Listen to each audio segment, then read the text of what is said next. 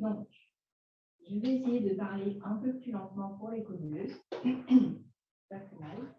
Donc, comme je disais, il y a énormément d'enfants sourds dans le monde et 95% d'entre eux naissent de 2 parents entendants, ce qui donne lieu à des trajectoires développementales variables et variées.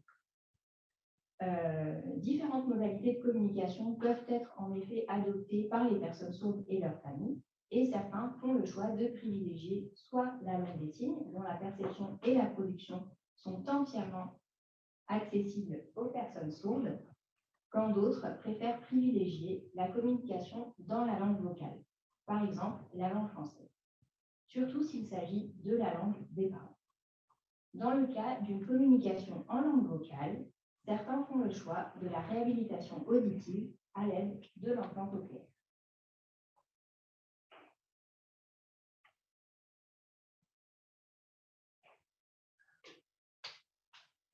L'implant cochléaire est l'un des dispositifs de remédiation les plus utilisés en cas de surdité congénitale.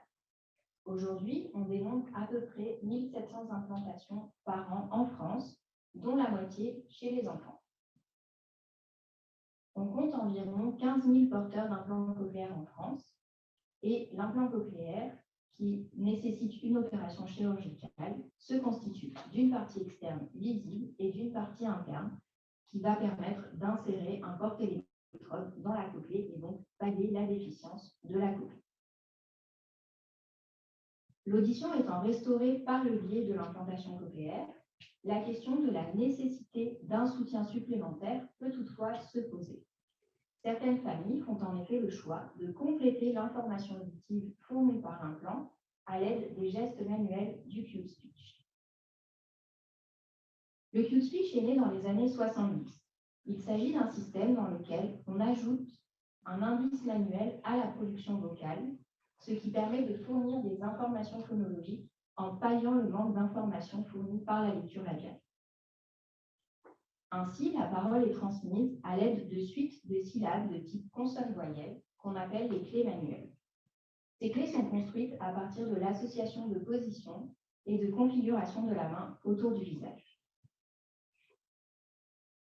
Le Cube Speech est aujourd'hui adapté à plus de 60 langues dans le monde. Adapté au français dans les années 1980, on l'appelle aujourd'hui la langue française parlée complétée ou le Cube French. La langue française parlée complétée se compose de 5 positions autour du visage pour les sons voyelles, comme vous pouvez le voir ici. Sur le zoom, on ne voit pas, mais à gauche de l'écran. Et de 8 configurations de la main autour du visage pour les consonnes. Chaque position et chaque configuration va donc coder plusieurs sons. Ainsi, pour une même image labiale, on utilisera différentes configurations ou positions de la main. Par exemple, ici, pour l'image labiale des 2 lèvres qui se touchent pendant la production, un son bilabial, on va avoir pe, be ou me. Donc la main va donner l'indication du phonème effectivement produit. On peut ainsi communiquer dans la langue maternelle des parents à vitesse de parole, mais en complétant les informations auditives à l'aide d'indices manuels. Nous nous questionnons aujourd'hui sur la pertinence de la combinaison des gestes manuels du Cube Speech à l'implantation cochléaire. L'objet de ce travail de thèse est ainsi d'observer les effets de cette combinaison sur le développement de la parole de l'enfant sourd. Nous proposons ici une évaluation quantitative de l'apport de la langue française parlée complétée chez l'enfant porteur d'implant cochléaire. De nombreuses études ont mis en évidence les bénéfices de l'implantation cochléaire sur la perception de parole, notamment si l'implantation est précoce et plus la durée d'utilisation de l'implant est importante. Toutefois, une grande variabilité demeure. Certaines difficultés persistent dans l'identification des traits acoustiques de nasalité et de lieu d'articulation, ce qui induit un déficit de conscience phonologique par rapport aux enfants au développement. En ce qui concerne la production de parole, de nombreuses analyses phonétiques ont été réalisées, ainsi que quelques analyses acoustiques, mais peu d'analyses articulatoires. Un bénéfice est observé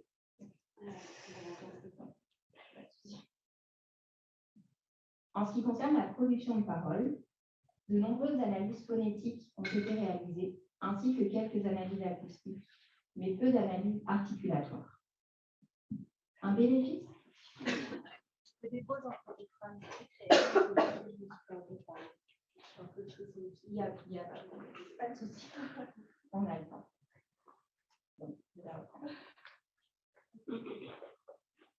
Donc, on observe de nombreuses analyses acoustiques, de nombreuses analyses phonétiques, de nombreuses analyses acoustiques et peu d'analyses articulatoires.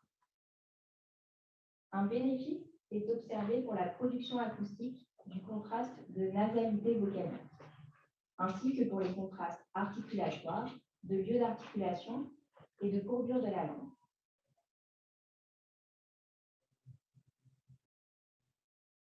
Une étude articulatoire met cependant en évidence les difficultés de production du contraste d'aperture vocale.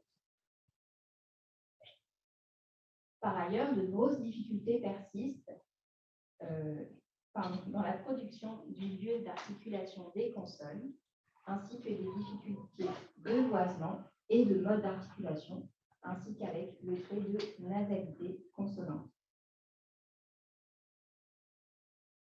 Aucune étude, à notre connaissance, n'a étudié les productions consonantiques d'enfants porteurs d'implants cochléaires. Aucune étude articulatoire, pardon.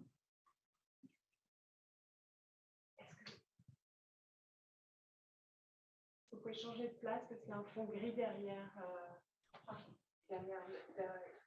dont on a besoin pour la caméra. Toutes les deux, si c'est possible. Ouais. Ça va perturber, je crois. Okay. Alors, on va mettre un point. Est-ce qu'on peut mettre une chaise derrière? Peut-être besoin d'un fond. Le tableau? Ah, le tableau, ouais. Voilà, moi j'ai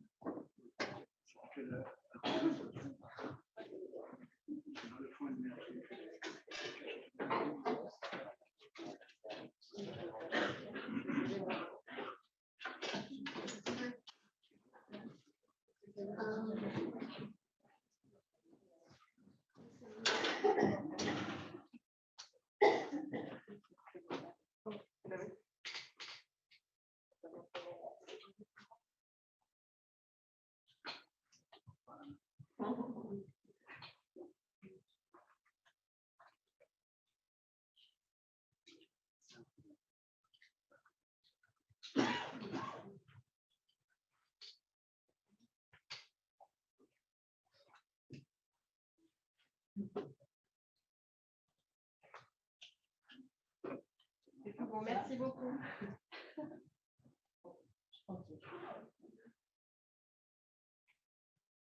De nombreuses études ont mis en évidence les bénéfices de l'exposition au cue speech sur la perception de parole lorsque les gestes manuels sont présentés simultanément. La perception de syllabes, de mots, de phrases et de discours plus complexes est améliorée. Ces bénéfices sont d'autant plus grands que l'exposition a été longue. Plus important encore, des effets à plus long terme ont aussi été mis en évidence. En effet, on observe une amélioration de la perception de parole dans la modalité visuelle seule, audio seul et même audiovisuel, et même en audio seul lorsque la parole est présentée sans geste manuel simultané. L'exposition au cue speech permet ainsi le développement d'une meilleure conscience phonologique et une amélioration du développement linguistique de l'enfance.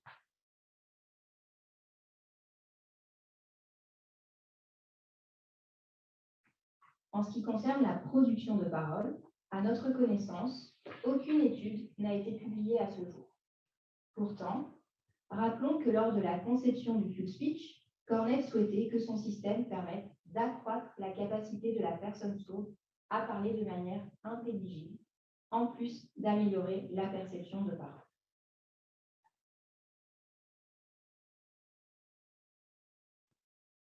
Les différents travaux menés autour des bénéfices de l'implantation cochléaire et de l'exposition au Q-Speech nous amènent à nous interroger sur les bienfaits de l'association de ces deux méthodes.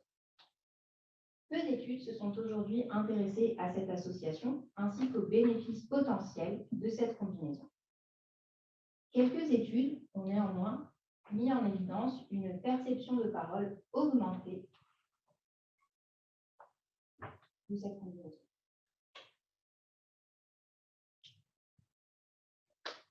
Quelques études ont mis en évidence une perception de parole augmentée avec l'ajout des clés manuelles du Q-Speech, ainsi qu'une amélioration de l'intégration multisensorielle de la parole. Par ailleurs, une augmentation des résultats post-implantation a été observée lorsque les sujets étaient exposés au Q-Speech pré-implantation. Enfin, il semblerait que l'exposition au Q-Speech compense l'implantation tardive et permette le développement des compétences langagières chez l'enfant porteur d'implant cochléaire.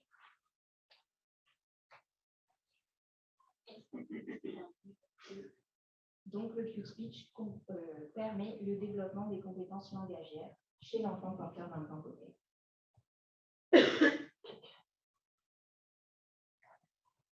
Si jamais il y a beaucoup de choses qui sont sur mon diapo.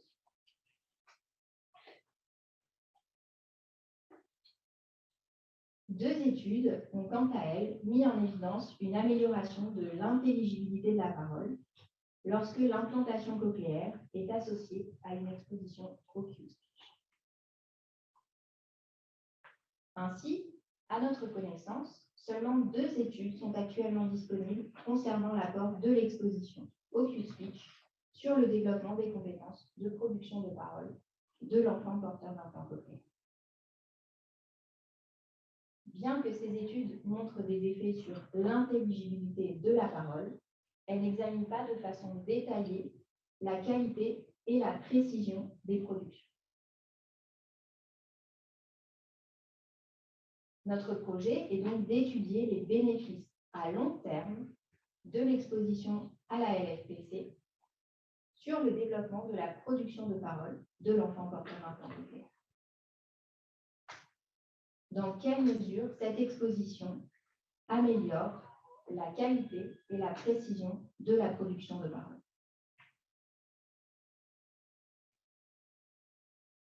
Les modèles actuels du traitement de la parole soutiennent l'importance des liens entre production et perception, que ce soit chez l'adulte ou au cours du développement du langage. Par exemple, le modèle de Mélanie, illustré ici, rend compte des liens entre perception et production, à la fois dans le sens où le monitoring perceptif permet de développer la production, mais aussi dans le sens où le développement de la production participe au décodage perceptif. Dans ce cadre, nous formulons l'hypothèse d'un transfert des représentations phonologiques développées en perception vers la production de parole. En effet, les représentations phonologiques enrichies sur le plan perceptif grâce à la LFPC constitueraient des informations plus complètes qui seraient réinvesties par le système de production. Et ainsi, les unités sonores de la langue seraient plus précises. Afin de tester cette hypothèse, nous avons réalisé 3 études. La première étude s'intéresse aux caractéristiques phonétiques de la production de consonnes, de groupes consonantiques et de voyelles. La première caractéristique phonétique de la production de consonnes, de groupes consonantiques et de voyelles chez l'enfant. À partir de transcription phonétique, nous testons l'effet du niveau de décodage sur la production de parole. Notre seconde étude décrit les corrélats acoustiques de la production des consonnes plosives et fricatives chez l'enfant porteur d'implant cochléaire exposé à la LFPC.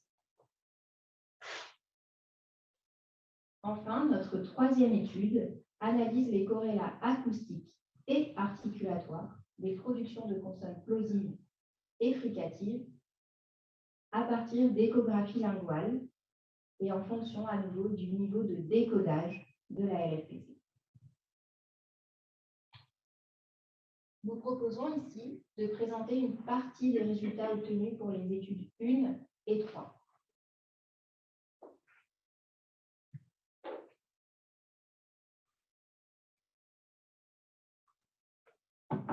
Notre première étude expérimentale s'articule autour de 2 questions. Premièrement, nous évaluons la justesse phonologique, c'est-à-dire l'adéquation de la production avec la cible phonologique pour les consonnes, les groupes consonantiques et les voyelles. Ensuite, nous analysons la réalisation de quelques traits phonétiques spécifiques tels que le voisement, la nasalité, le mode et le lieu d'articulation. L'originalité de cette étude réside dans la comparaison d'enfants en fonction de leur niveau de décodage de la LFPC. Nous présentons aujourd'hui les résultats pour la production de consonnes ainsi que pour le trait de lieu d'articulation. Nous formulons les hypothèses suivantes. Tout d'abord, nous supposons qu'un niveau élevé de décodage permet d'atteindre des scores de production de consonnes similaires à ceux de pairs au développement typique.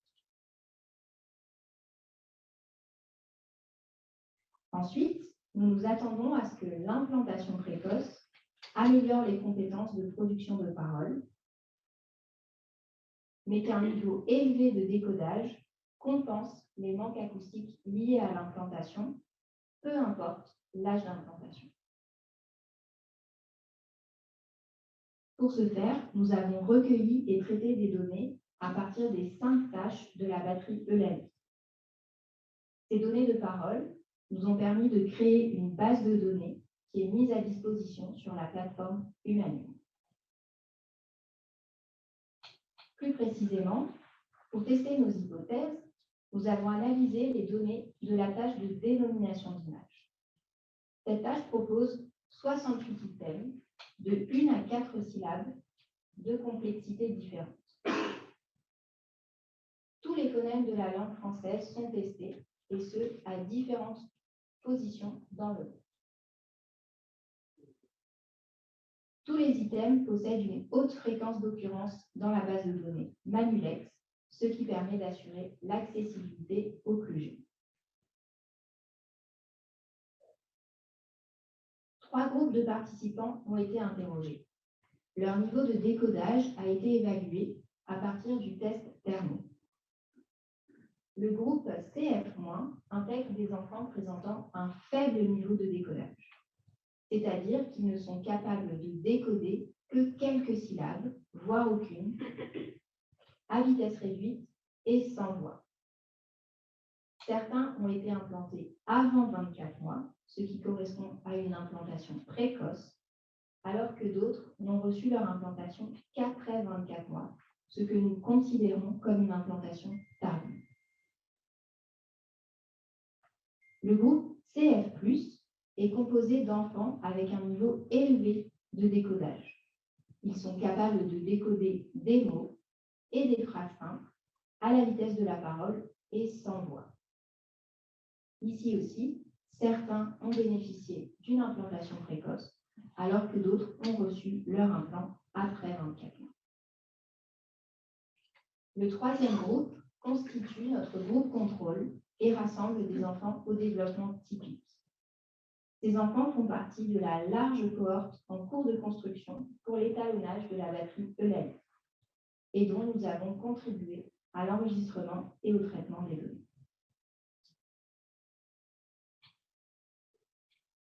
Les données de parole recueillies ont été traitées à l'aide du logiciel Phone.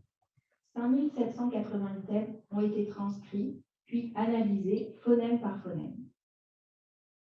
15% des données ont été transcrites en double aveugle, ce qui nous a permis de créer des consignes de transcription afin d'harmoniser nos annotations entre les différentes transcriptions.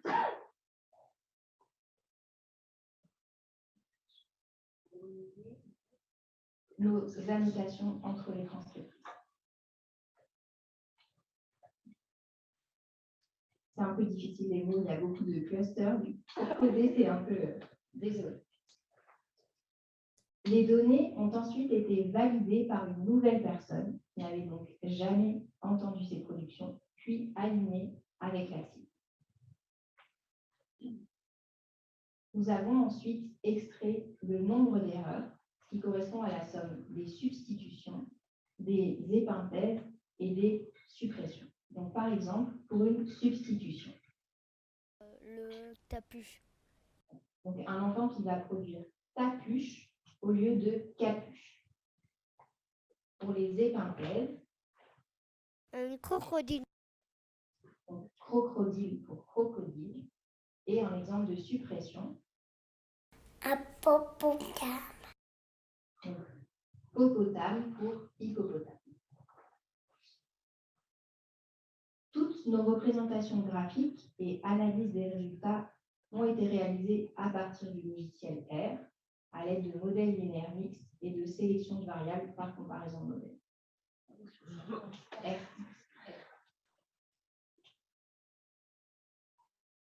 Sélection de modèles. En ce qui concerne les résultats pour la production de consonnes, le graphique de gauche présente le nombre d'erreurs moyennes pour chaque participant en fonction de l'âge chronologique en mois. Plus les points sont bas, moins les enfants produisent d'erreurs. Les points orange représentent les CF+, les triangles violets, les CF-, et les carrés verts, les enfants TH. Un effet significatif du niveau de décodage est mis en évidence. Les enfants avec un bon niveau de décodage font significativement moins d'erreurs que les enfants avec un faible niveau de décodage. Les points orange font moins d'erreurs que les triangles violets.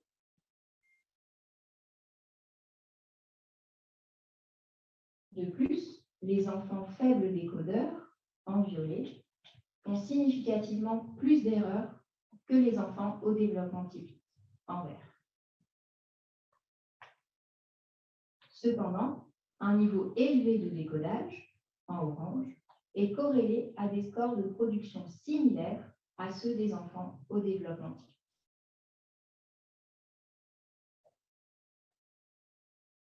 Pour aller plus loin dans nos analyses, nous avons également observé l'effet de l'âge d'implantation. L'âge d'implantation ne concerne pas les enfants au développement typique. Ils ne font donc pas partie de nos modèles statistiques. Toutefois, ils figurent sur le graphique pour pouvoir situer les groupes les uns par rapport aux autres. Nos comparaisons multiples ont mis en évidence un effet de l'âge d'implantation chez les enfants CF- en violet, même en prenant en compte l'effet de l'âge chronologique. Les enfants CF-, l'effet de l'âge chronologique. Les enfants CF-, implantés tardivement, triangle violet vide, font significativement plus d'erreurs que les enfants CF- implantés précocement. Les triangles violets pleins. Alors, je vais le faire plus court. Ouais, alors on va juste dire que les triangles violets vides font plus d'erreurs que les triangles violets pleins. Cet effet de l'âge d'implantation est également observé chez les CF+. Les ronds orange vides font plus d'erreurs que les ronds orange pleins. Un effet du niveau de décodage est également mis en évidence pour les enfants implantés après 24 mois, implantation tardive. Le groupe CF- tardif fait plus d'erreurs que le groupe CF+ tardif. Le niveau de décodage semble donc compenser l'implantation tardive. Toutefois, cet effet n'est pas observé chez les enfants implantés avant 24 mois. Les triangles violets pleins ont un nombre d'erreurs similaire au rond orange plein. L'implantation cochléaire précoce semble donc permettre aux enfants CF- d'atteindre des compétences similaires à celles des enfants CF+. Le graphique de gauche représente plus spécifiquement la façon dont est réalisé le lieu d'articulation. Sur ces matrices, l'axe des abscisses indique le lieu d'articulation effectivement produit, y compris les suppressions en dernière colonne. L'axe des ordonnées correspond au lieu d'articulation cible. La diagonale en couleur foncée représente le pourcentage de cas où le lieu d'articulation est réalisé conformément à la cible. En violet, ici, il s'agit des enfants CF- implantés après 24 mois. Et en orange, les enfants CF+, implantés tardivement également. Nos analyses statistiques mettent en évidence un effet du décodage chez les enfants implantés tardivement. En violet, les enfants font davantage de substitution du lieu d'articulation par rapport aux enfants CF+, en orange. Et ce, pour tous les lieux d'articulation. De plus, il s'agit principalement d'erreurs d'antériorisation. Par exemple, les post-alvéolaires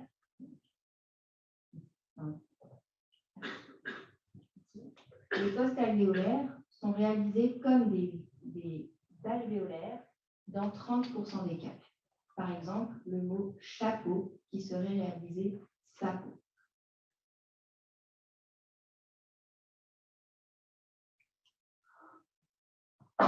Toutefois, on observe également quelques erreurs de postériorisation. Enfin, les enfants CF- tardifs font également beaucoup d'erreurs de suppression. Chez les enfants implantés avant 24 mois, nous n'observons pas d'effet significatif du niveau de décodage. Toutefois, les enfants CF- en violet font quelques erreurs d'antériorisation, alors que les enfants CF+ en orange ne présentent que des erreurs de suppression. Ces résultats indiquent donc qu'un niveau élevé de décodage améliore les scores de production de consonnes et permet aux enfants avec un plan cochléaire d'obtenir des scores similaires aux enfants au développement typique. Notre première hypothèse est confirmée. L'implant cochléaire seul ne semble pas permettre le développement de compétences de production de parole. Seul. Ne semble pas permettre le développement de compétences de production de parole similaires à celles des enfants typiques. C'est pourquoi il apparaît nécessaire de proposer un soutien supplémentaire spécifique pour favoriser le développement des compétences en langue vocale.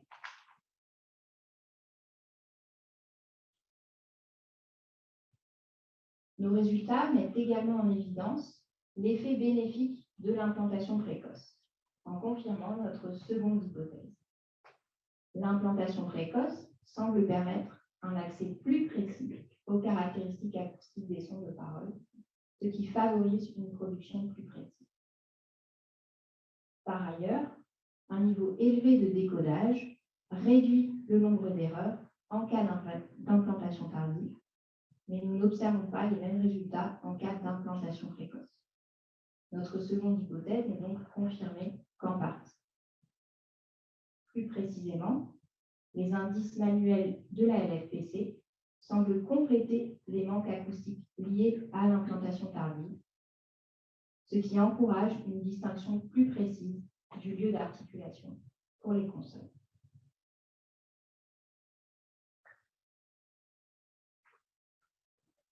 En résumé, nous observons que l'implantation avant 24 mois joue un rôle important dans la production des sons de parole. Un niveau élevé de décodage est associé à un nombre d'erreurs plus faible, ce qui favorise une catégorisation plus précise du lieu d'articulation. L'exposition à la LFPC semble également compenser les manques acoustiques de l'implantation tardive. Il semble donc exister un transfert des représentations phonologiques développées en perception vers la production de parole.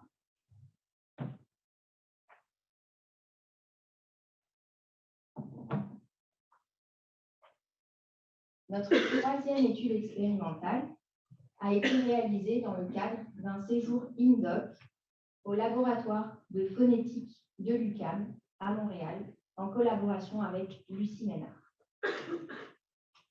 Cette étude propose d'aller plus loin dans l'analyse des productions de consonnes de l'enfant, en analysant les caractéristiques acoustiques et articulatoires de ces productions.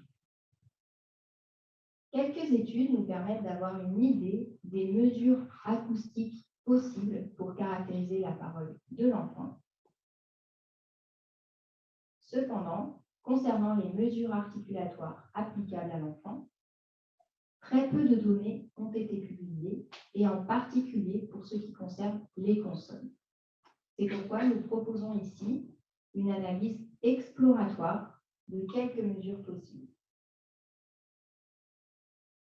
Notre étude précédente ayant montré des difficultés spécifiques sur la réalisation du lieu d'articulation, nous avons choisi d'analyser les consonnes plosives te et que, et les consonnes fricatives se et che, qui sont fréquemment substituées par les enfants porteurs d'un point coquet. Cette étude a été préenregistrée sur la plateforme de sciences ouvertes OSF.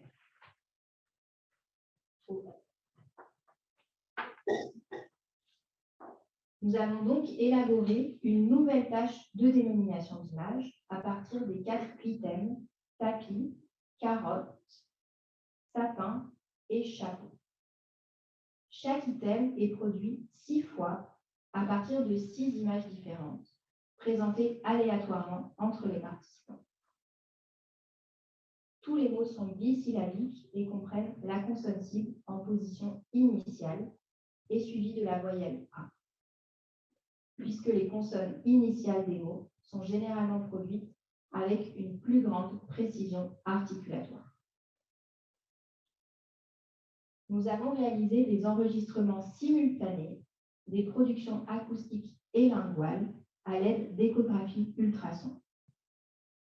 L'enfant est placé face à l'ordinateur. Il porte un casque sur la tête auquel est accroché un élastique qui maintient la sonde sous son menton pour permettre les mouvements de la mâchoire pendant la production. L'expérimentatrice est placée à côté de l'enfant et maintient une pression suffisante sur la sonde pour ne pas perdre la trace de la langue, tout en ne gênant pas la production.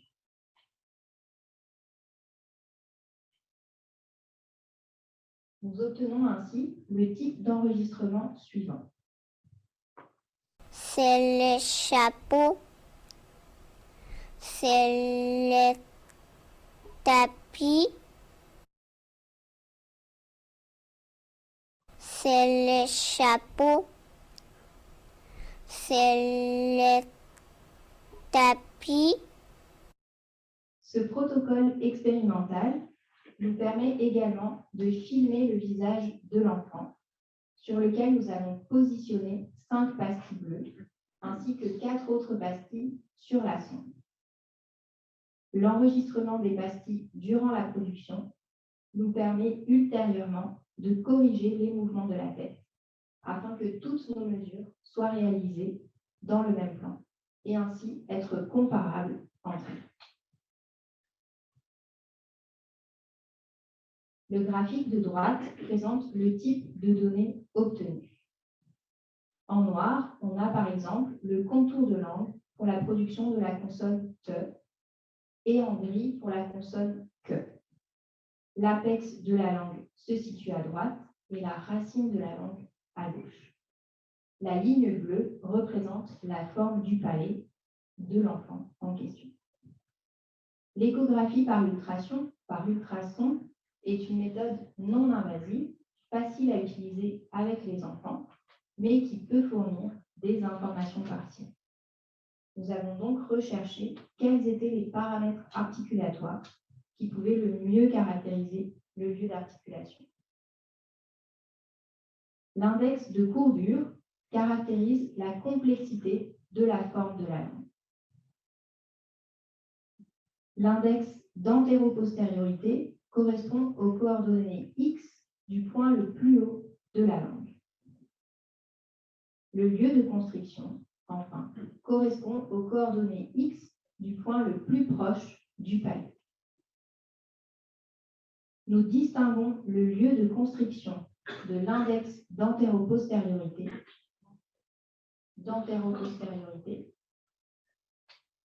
puisque, comme on le voit ici, le point le plus proche du palais ne correspond pas au point le plus haut de la langue. Ainsi, le lieu de constriction nous permet d'analyser le geste lingual relativement au palais, alors que l'index d'antéropostériorité indique la position de la langue dans la bouche. Le traitement des données articulatoires a été réalisé en plusieurs étapes. Nous avons d'abord extrait tous les contours de langue à partir de Slurp, un logiciel fait pour ça. Puis, nous avons extrait les paramètres linguaux qui nous intéressent à partir d'un script MATLAB.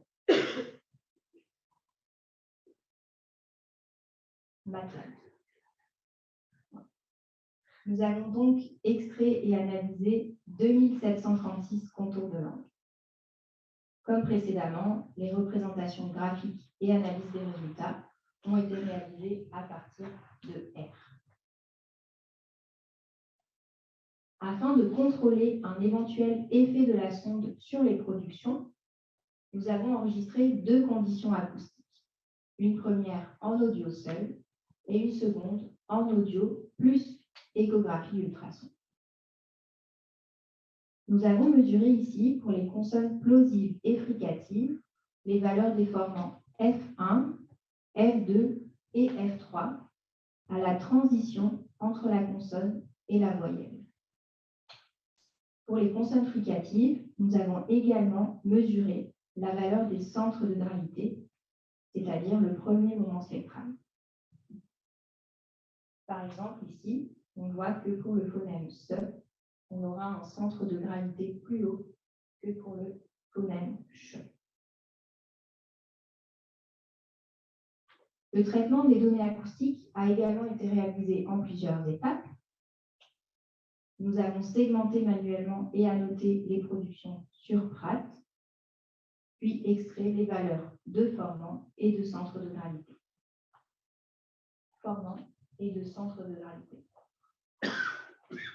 Les algorithmes de détection utilisés étant élaborés pour l'adulte, ils ne sont pas forcément adaptés aux productions de l'enfant. C'est pourquoi nous avons corrigé manuellement les erreurs de mesure formantique. Par ailleurs, seules les productions jugées comme correctes ont été analysées dans la suite de ce travail. Nous avons ainsi transcrit et analysé 5428 items. Je vais vous épargner les représentations graphiques. Nous formulons les hypothèses suivantes. Nous supposons qu'un niveau élevé de décodage favorise la différenciation acoustique et linguale du lieu d'articulation pour les consonnes plosives et fricatives. Nous avons mesuré différents corrélats acoustiques et donc nous attendons que le F2, bon, je vais épargner ça aux codeuses, c'est noté donc sur la diapo, c'est un peu lourd à coder ça. Donc voilà, on a mesuré et comparé les différentes valeurs entre elles pour les corrélats acoustiques et pour les corrélats articulatoires.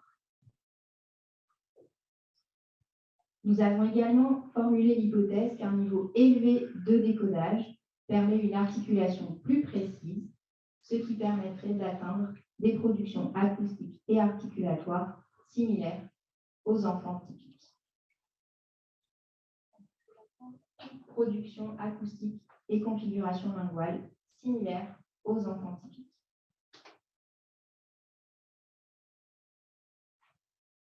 Comme précédemment, nous avons enregistré 3 groupes de participants.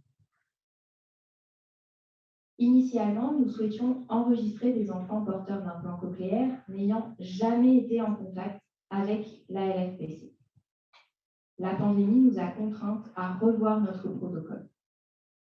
Ayant déjà enregistré un groupe d'enfants exposés quotidiennement à la LFPC à l'école Saint-Jude de Montréal,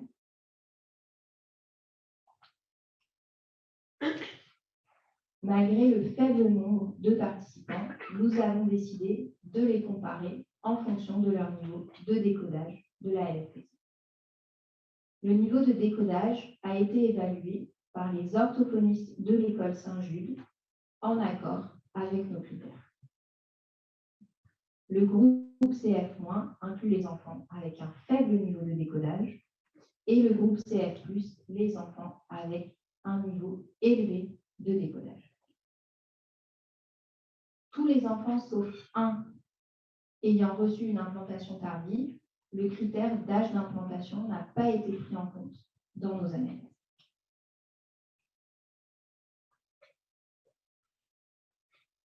Le troisième groupe constitue le groupe contrôle avec des enfants au développement typique.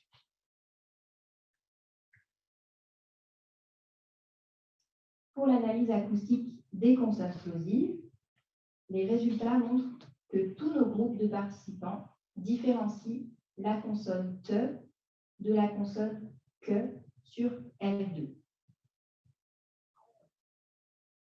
Le F2 de T est inférieur au F2 de Q.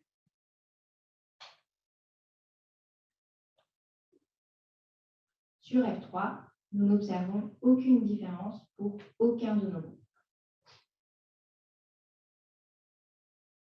Pour les consonnes fricatives, la différence de lieu d'articulation sur F2 ne concerne que les enfants TH et CF+.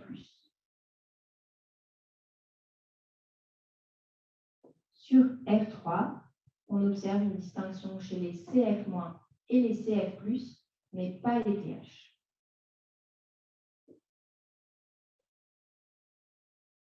L'analyse des valeurs de centre de gravité montre elle aussi que les groupes CF+ et TH différencient les consonnes alvéolaires SE des consonnes post-alvéolaires CH. Les CF-, CH.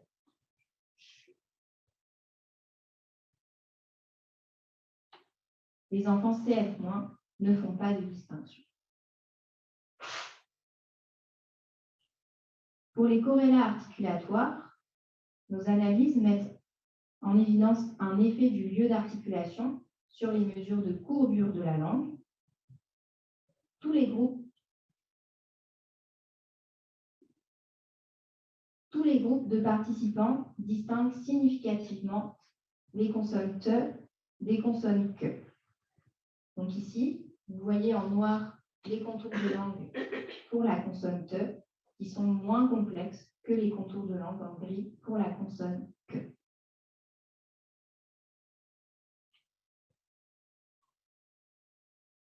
La mesure de l'index d'antéropostériorité indique que tous les groupes distinguent les lieux d'articulation par rapport au point le plus haut de la langue.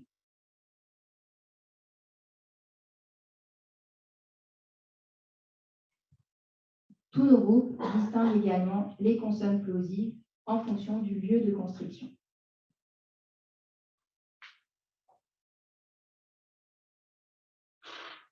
Pour les consonnes fricatives, une distinction du lieu d'articulation est également observée pour la courbure de la langue, du lieu d'articulation.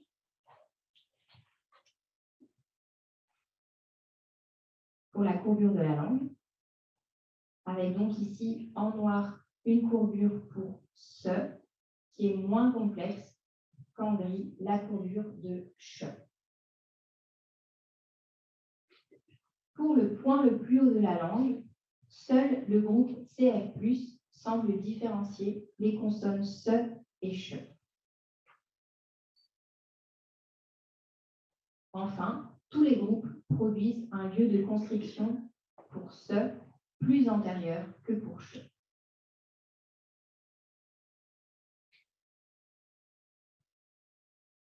Nous observons donc ici une distinction du lieu d'articulation des consonnes plosives au niveau acoustique et articulatoire pour tous nos groupes.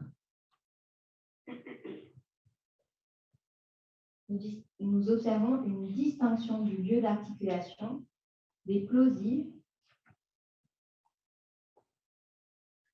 au niveau acoustique et articulatoire pour tous nos groupes.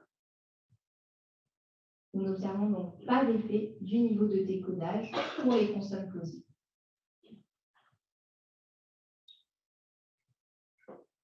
Pour les consonnes fricatives, on voit apparaître une distinction en fonction du niveau de décodage.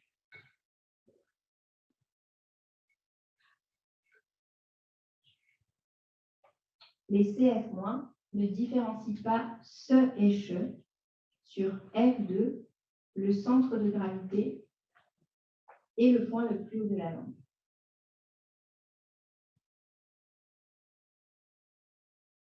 Notre première hypothèse d'un bénéfice du niveau de décodage n'est donc confirmée que pour la production des consonnes fricatives. L'exposition à la LPC favorise la production de contrastes acoustiques et articulatoires pour les consonnes plosives et fricatives. Je reprends.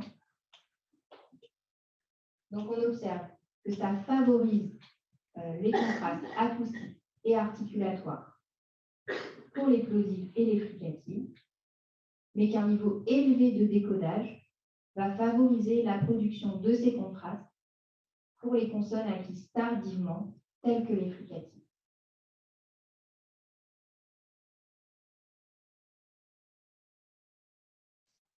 Notre seconde hypothèse, qui était qu'un niveau élevé de décodage permet d'atteindre des productions similaires aux enfants typiques, est également confirmée. Il semble même que les enfants CF+, fassent des distinctions plus fines sur certains paramètres pour la distinction du lieu d'articulation des consonnes fricatives. C'est le cas ici pour le point le plus haut de la langue. Pour rappel, toutes les productions de cette étude ont été jugées comme correctes par rapport à la cible. Nos analyses acoustiques et articulatoires mettent donc en évidence des distinctions infracatégorielles et des différences de stratégie dans la production de chacun des groupes. En résumé, un niveau élevé de décodage est associé à une différenciation acoustique et articulatoire des lieux d'articulation peu visibles labialement. Il est également associé à des productions acoustiques et linguales similaires à celles des enfants au développement typique. Notre hypothèse du transfert des représentations phonologiques développées en perception vers la production semble se confirmer, y compris pour les contrastes acquis tardivement. Par ailleurs, ce travail souligne l'importance de compléter les mesures perceptives à l'aide de données objectives, telles que des mesures acoustiques et articulatoires. Nous observons par exemple que la mesure du formant F2 est plus pertinente pour mettre en évidence une distinction du lieu d'articulation chez l'enfant. Les mesures articulatoires de courbure d'antéro-postériorité et de lieu de constriction semblent toutes adaptées à l'enfant. Cette complémentarité des mesures nous permet donc de caractériser de manière plus fine la production de parole chez l'enfant. Afin de contrôler un éventuel effet de la sonde, sur les mesures articulatoires, nous avons comparé les mesures acoustiques des productions en audio seul et des productions avec sonde d'ultrason. Une différence significative a été observée pour certaines mesures, mais sans modification ni de nos effets de groupe, ni de nos effets de lieu d'articulation. Cette différence n'impacte donc pas nos résultats. Il semble toutefois important ici de préciser qu'il faut contrôler ce paramètre afin de ne pas induire de biais expérimental lié à l'utilisation de la sonde ultrason. En conclusion, ces travaux de thèse apportent de nouveaux éclairages quant aux effets de l'association de la LFPC à l'implantation cochléaire sur la production de parole. Nous pouvons donc ajouter que les gestes manuels de la LFPC, combinés à l'implantation cochléaire, réduisent le nombre d'erreurs phonèmiques, améliorent la finesse des traits acoustiques et permettent des productions acoustiques et articulatoires similaires à celles d'enfants au développement typique. Par ailleurs, il semble que le niveau de décodage joue un rôle important dans le développement de ces compétences. Enfin, en plus d'améliorer la perception de parole, l'implant cochléaire semble contribuer à l'amélioration de la production de parole chez l'enfant. L'implantation précoce, si j'oublie un peu. L'implantation précoce semble améliorer également la production de parole. Bien que nos différentes études soutiennent notre hypothèse, quelques limites doivent être pointées. Tout d'abord, le nombre de participants de chacune de nos études est limité. Afin de confirmer nos hypothèses et nos observations, il faut maintenant enregistrer un groupe d'enfants implantés ne bénéficiant d'aucune autre aide que leur implantation cochléaire. Par ailleurs, les résultats de notre première étude pourraient nous convaincre que les enfants ayant reçu un implant de manière précoce n'ont pas besoin d'un accompagnement en LFPC, puisque leurs résultats sont déjà très comparables à ceux des enfants au développement typique. Toutefois, soulignons ici que la tâche de dénomination est une tâche simple, basée sur des mots connus pour lesquels les enfants ont probablement reçu de multiples inputs. Il est nécessaire d'analyser maintenant les données de la tâche de répétition de pseudomots pour apporter des éléments complémentaires sur le développement phonologique de l'enfant, notamment lorsque la tâche ne fait pas appel aux connaissances phonologiques lexicales déjà développées.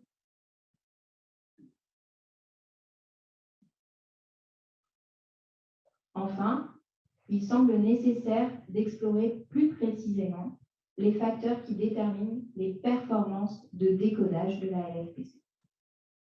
En effet, la simple exposition ne semble pas être suffisante pour développer un niveau élevé de décodage. Un facteur potentiellement influent concerne la durée d'exposition. L'intensité de l'exposition joue également un rôle important dans le développement des compétences de décodage. Il serait donc pertinent ici de mesurer ce facteur et de l'intégrer à nos analyses.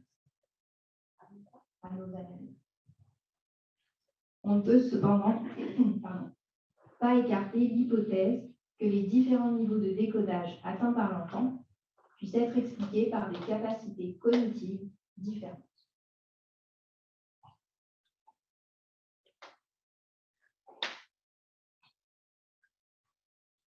Pour finir, de nombreuses perspectives futures s'offrent à nous.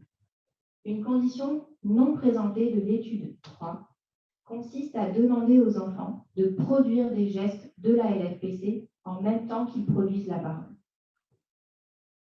Comme par exemple ici. C'est les sapins. C'est les tapis. C'est les carottes. Donc elle dit, c'est les sapins, c'est les tapis, puis c'est les carottes. Nous sommes actuellement en train d'analyser l'effet de cette production simultanée. Nous faisons l'hypothèse que l'ajout du geste manuel peut faciliter le geste articulatoire.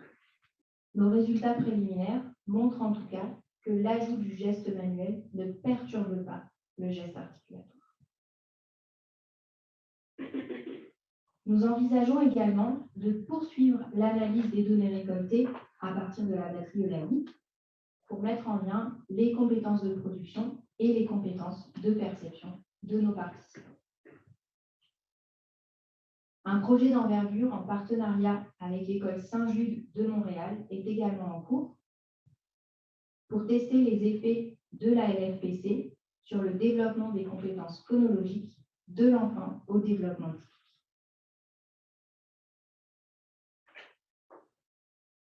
Enfin, en collaboration avec Lucie Van Bogart, nous avons débuté la création d'un site de diffusion de nos travaux afin de permettre aux parents et aux professionnels de la surdité d'accéder facilement aux données scientifiques disponibles sur le développement de la parole de l'enfant sourd et ainsi de faire valoir leurs choix et leurs droits pour la prise en charge de leurs enfants.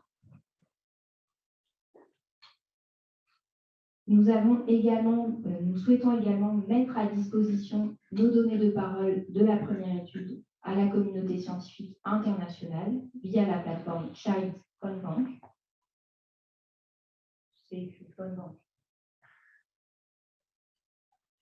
Et nous mettrons également à disposition les données acoustiques et articulatoires des études 2 et 3 dans la continuité de notre préenregistrement OSF.